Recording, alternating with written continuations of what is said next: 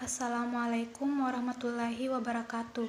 Saya Rizka Amalia, jurusan Manajemen, Angkatan 2018, Fakultas Ekonomi, Universitas Negeri Makassar.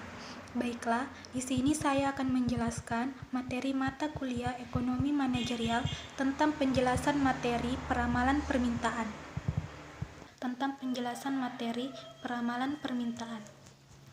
Pertama, peramalan permintaan. Peramalan adalah proses untuk memperkirakan berapa kebutuhan di masa datang yang meliputi kebutuhan dalam ukuran kualitas, kuantitas, waktu, dan lokasi yang dibutuhkan dalam rangka memenuhi permintaan barang ataupun jasa. Salah satu jenis peramalan adalah peramalan permintaan. Peramalan permintaan atau forecasting demand merupakan tingkat produk-produk yang diharapkan akan terrealisasi untuk jangka waktu tertentu pada masa yang akan datang. Adapun tujuan peramalan dilihat dengan waktu, terbagi atas 3 yaitu jangka pendek, jangka menengah, dan jangka panjang. Jangka pendek atau short term menentukan kuantitas dan waktu dari item dijadikan produksi, biasanya bersifat harian ataupun mingguan. Jangka menengah atau medium term menentukan kualitas dan waktu dari kapasitas produksi, biasanya bersifat bulanan ataupun kuartal. 3. Jangka panjang atau long term merupakan merencanakan kuantitas dan waktu dari fasilitas produksi, biasanya bersifat tahunan, seperti 5 tahun, 10 tahun, ataupun 20 tahun. Adapun jenis-jenis peramalan, berbagai organisasi menggunakan 3 jenis peramalan yang utama dalam perencanaan operasi di masa depan. Ada 3 jenis peramalan, yaitu peramalan ekonomi, peramalan teknologi, dan peramalan permintaan. Peramalan ekonomi adalah merencanakan indikator-indikator yang berguna dalam membantu organisasi menyiapkan peramalan jangka menengah dan jangka panjang. Peramalan teknologi merupakan peramalan jangka panjang, sangat memperhatikan laju perkembangan teknologi. 3. Peramalan permintaan. Peramalan permintaan adalah proyeksi suatu penjualan perusahaan yang berlaku pada setiap periode dalam perencanaan horizon. Pendekatan dalam peramalan terbagi atas 2, yaitu pendekatan umum untuk peramalan, yaitu peramalan kuantitatif dan peramalan kualitatif. Peramalan kuantitatif merupakan peramalan yang menggunakan model matematis yang beragam dengan data masa lalu dan variabel sebab akibat untuk peramalan permintaan. 2. Peramalan kualitatif atau subjektif.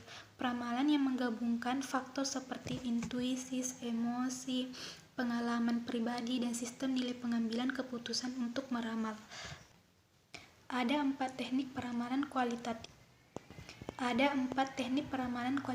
Yaitu 1. Juri dari opini eksekutif, metode Delphi, komposit tenaga penjualan, dan survei pasar konsumen.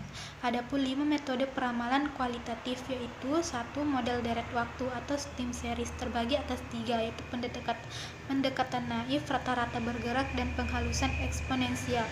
2. Mode asosiatif, terbagi atas 2, proyeksi tren dan regresi linear. Peramalan deret waktu. Deret waktu didasarkan pada urutan dari titik-titik data yang berjarak sama dalam waktu, atau mingguan, bulanan, kuartalan, dan lain-lain. Menganalisis deret waktu berarti membagi data masa lalu menjadi komponen-komponen, kemudian memproyeksikan ke masa depan. Deret waktu mempunyai 4 komponen, yaitu 1. Tren, musiman, siklus, dan variasi acak. Tren merupakan pergerakan data sedikit demi sedikit meningkatkan atau menurun perubahan pendapatan populasi. Peramalan deret waktu. Deret waktu didasarkan pada urutan dari titik-titik data yang berjarak sama dalam waktu, seperti mingguan, bulanan, kuartal, dan lain-lain. Menganalisis deret waktu berarti membagi data masa lalu menjadi komponen-komponen, kemudian memproyeksikannya ke masa depan. Deret waktu mempunyai 4 komponen, 1. Tren, 2. Musiman, 3. Siklus, dan 4. Variasi acak. Pertama, tren. Tren merupakan pergerakan data sedikit demi sedikit meningkatnya perubahan pendapatan populasi, penyebaran umur, atau pandangan budaya dapat mempengaruhi pergerakan tren. Musiman. Musiman adalah pola data berulang pada kurun waktu tertentu seperti harian, mingguan, bulanan, ataupun kuartal. 3. Siklus. Siklus merupakan pola dalam data yang terjadi setiap beberapa tahun. Siklus ini biasanya terkait pada siklus bisnis dan merupakan satu hal penting dalam analisis dan perencanaan bisnis jangka pendek. 4. Variasi acak. Variasi acak merupakan suatu titik khusus dalam data yang disebabkan oleh peluang dan situasi yang tidak lazim. Variasi acak tidak mempunyai pola khusus sehingga tidak dapat diprediksi. Pendekatan naif. Pendekatan naif adalah teknik peramalan yang mengasumsikan permintaan periode berikutnya sama dengan permintaan pada periode terakhir. Dengan kata lain, jika penjualan sebuah produk mix telepon genggam Motorola adalah 68 unit pada bulan Januari, kita dapat meramalkan penjualannya pada bulan Februari akan sama, yaitu sebanyak 68 unit juga. Adapun peramalan permintaan tentang penghalusan eksponensial. Penghalusan eksponensial merupakan metode peramalan rata-rata bergerak dengan pembobotan di mana titik data dibobotkan oleh fungsi eksponensial. Adapun rumus penghalusan eksponensial yaitu peramalan baru, peramalan periode terakhir ditambahkan dengan A, atau permintaan sebenarnya periode terakhir dikurang peramalan periode terakhir, di mana A adalah sebuah bobot atau konstanta penghalusan yang dipilih oleh peramal yang punya nilai antara 0 dan 1.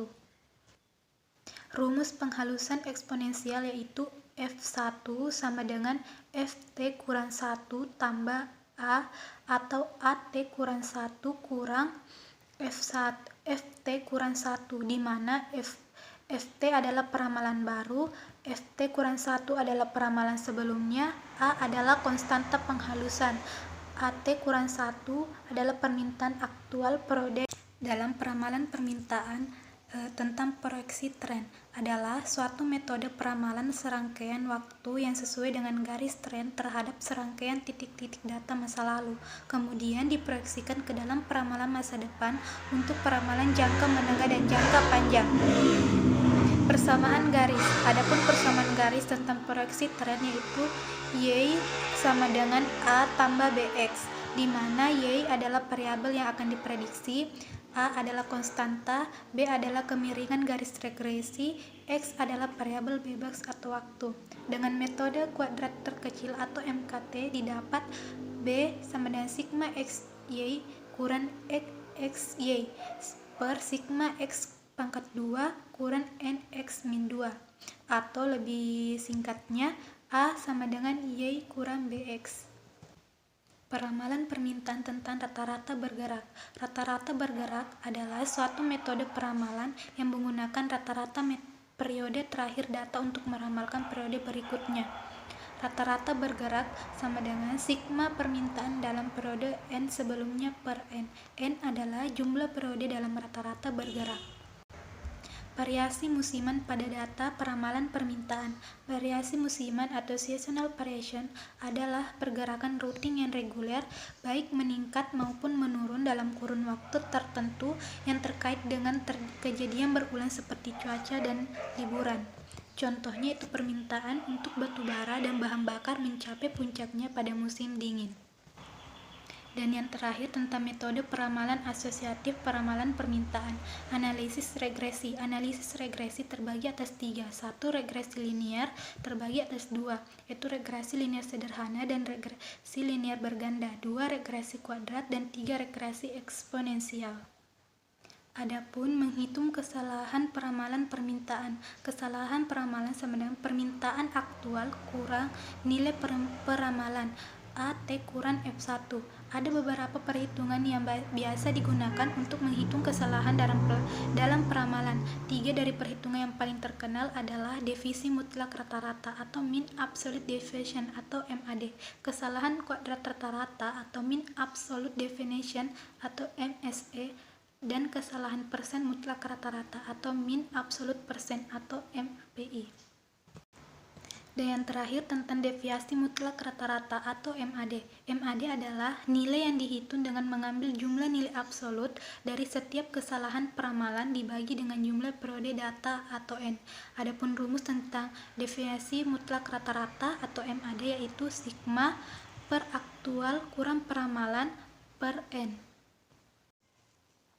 Akurasi peramalan. Ukuran akurasi peramalan secara umum digunakan untuk mengetahui tingkat perbedaan antara hasil peramalan dengan permintaan yang terjadi untuk melihat kesalahan peramalan.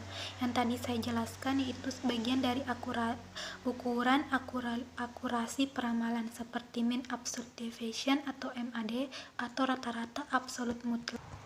2. Mean square error atau MSE atau rata-rata kuadrat kesalahan. 3. Mean forecast error atau MFE atau rata-rata kesalahan peramalan. 4. Mean absolute percentage error atau MMPE atau rata-rata persentase kesalahan absolut. Adapun verifikasi dan pengendalian peramalan dalam peramalan permintaan. Langkah penting setelah peramalan dilakukan adalah verifikasi peramalan sedemikian rupa sehingga mencerminkan data masa lalu dan sistem penyebab yang mendasari permintaan tersebut. Sepanjang representasi peramalan tersebut dapat dipercaya, hasil peramalan dapat terus digunakan. Jika selama proses verifikasi tersebut ditemukan keraguan validitas metode peramalan yang digunakan, harus dicari metode lainnya yang lebih cocok. Validitas tersebut harus ditentukan dengan uji statistik yang sesuai. Baiklah, itulah tadi penjelasan materi peramalan permintaan dari saya. Lebih dan kurangnya mohon dimaafkan. Wabillahi taufiq wal hidayah. Wassalamualaikum warahmatullahi wabarakatuh.